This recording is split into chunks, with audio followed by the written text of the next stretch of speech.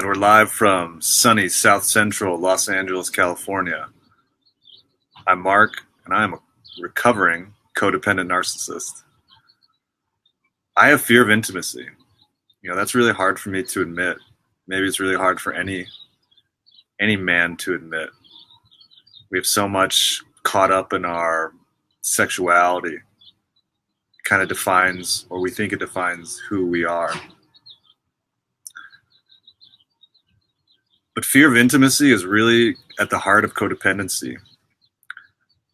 We have fear of intimacy because we have fear of abandonment, fear of rejection.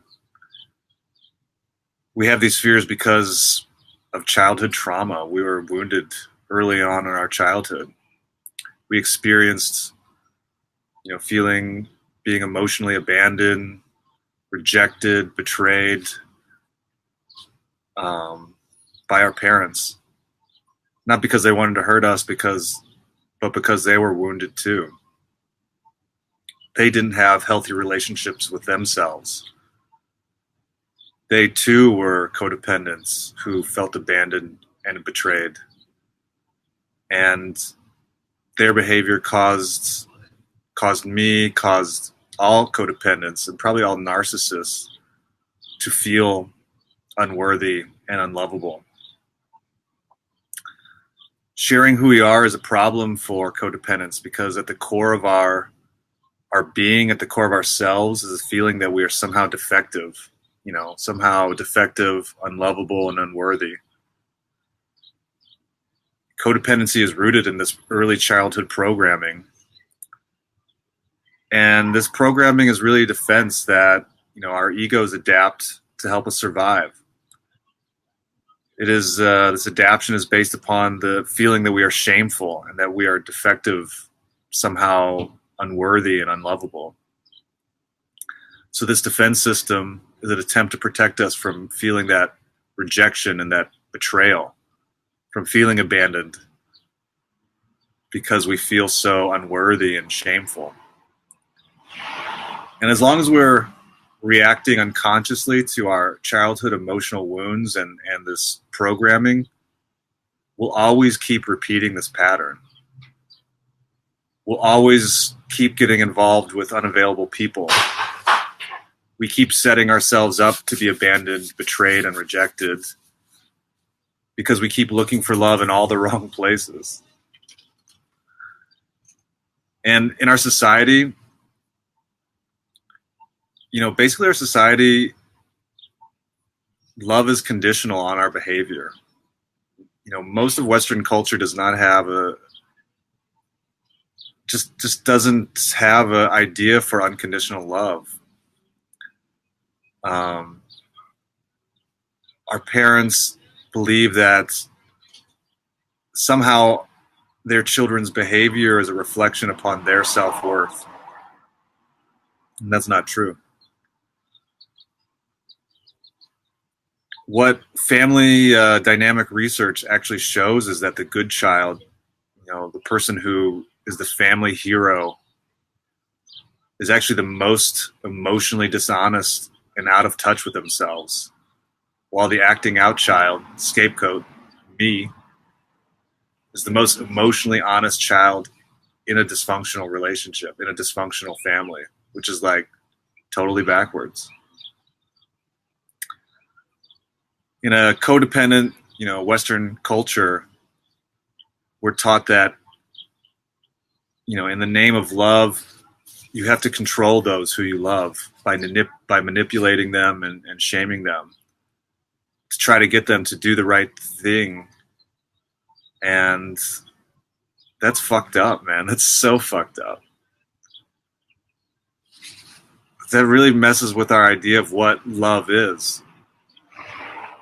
Because then we believe that somehow love is about control.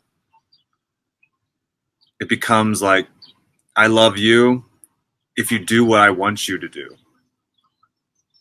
Sorry, I love you if you do what I want you to do.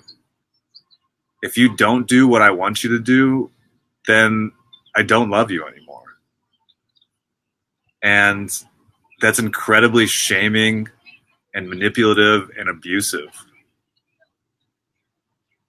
In most codependence, or in all codependence, we have these radar systems which causes us to be attracted to and attract to us the people who, for us personally, are exactly the most untrustworthy or unavailable or smothering or abusive or whatever. And we attract those mirrors into our lives to show us who we are. We attract these people into our lives to push our buttons, to really trigger us.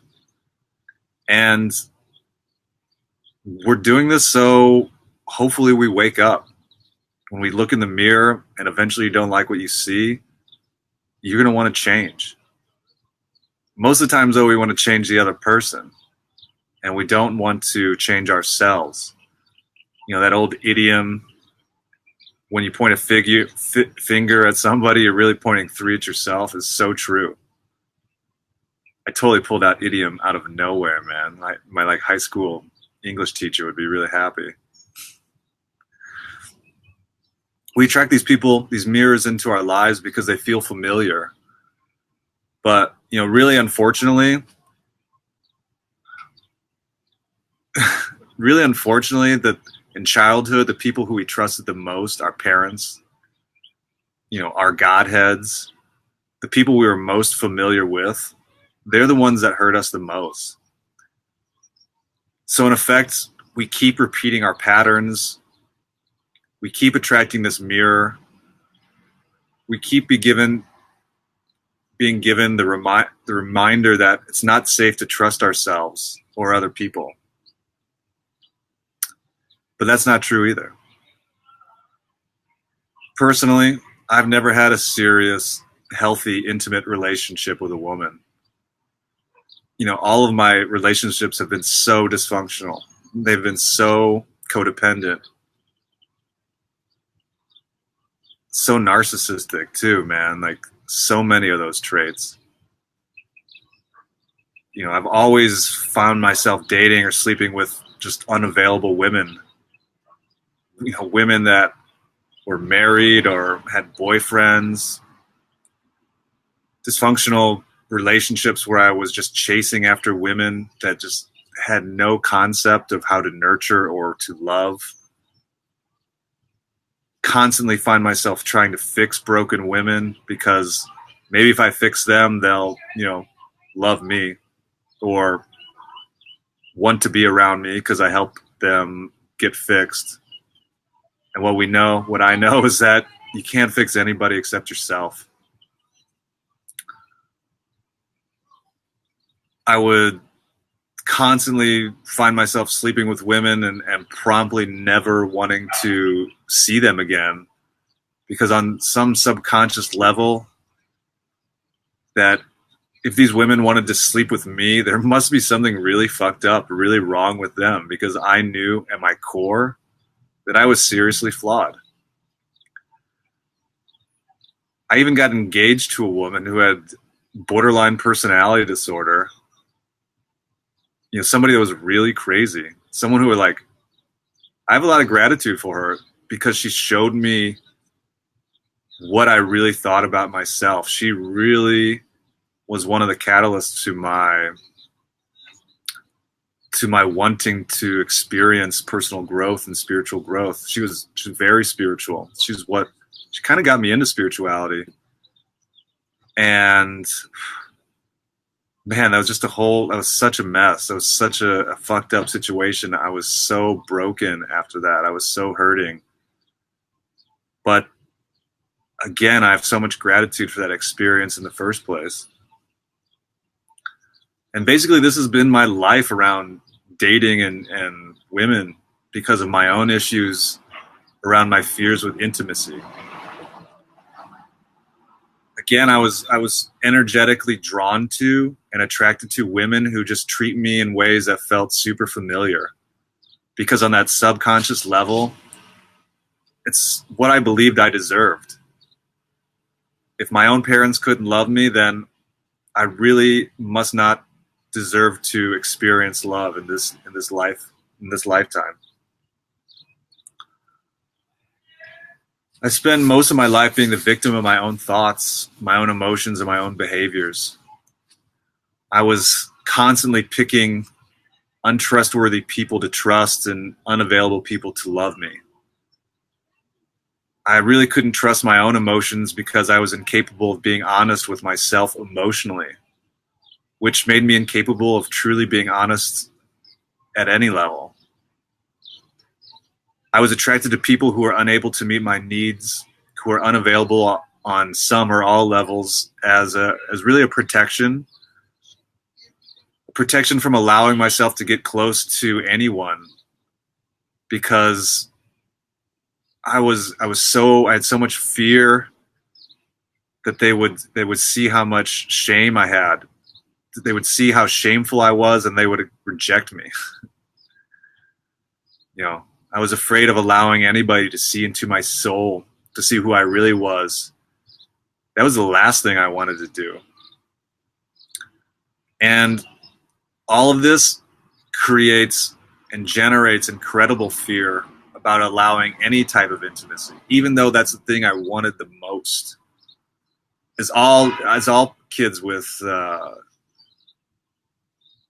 childhood trauma, all they want is love. Codependency is really an emotional and behavioral defense system that doesn't work. Our defense against pain and shame actually creates more pain and really causes us to keep repeating painful patterns in ways which reinforces the belief that we are somehow defective and that somehow we have good reasons to feel ashamed about ourselves. Really, the only way to overcome our fear of intimacy is to get into recovery for our codependency and do some, serious inner child healing work, so we can learn to become emotionally honest and intimate with ourselves. Hello, Livestream. Why do you think I'm doing this? Because I crave love, man. I really do. I've never experienced it. I can rarely even give it to myself. This is what my recovery looks like in real time on my live stream. For me, integrating a real loving and spiritual belief system into my relationship with myself is invaluable. It's a huge step in taking power away from the toxic shame that I have within myself so I can start to love myself. And in doing so, be open to being loved by others. So now I'm attracting as a mirror into my world healthy relationships with loving and nurturing women. The first step for me is really becoming honest with myself and not hiding my shame anymore. That's how I heal. It's really how I'm going to transcend myself into higher states of awareness, into higher states of consciousness. Because like I told you suckers, man, I'm going all the way for love. That's what I'm doing. That's what I'm here to do. And in me doing this and me being so vulnerable to whoever is out there, the internet, the world, I hope to give courage to you that you can do the same. That all the things that you're looking for are inside of you. Nothing is external.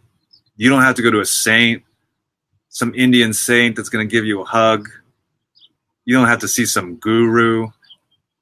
You don't have to do anything except become honest with yourself.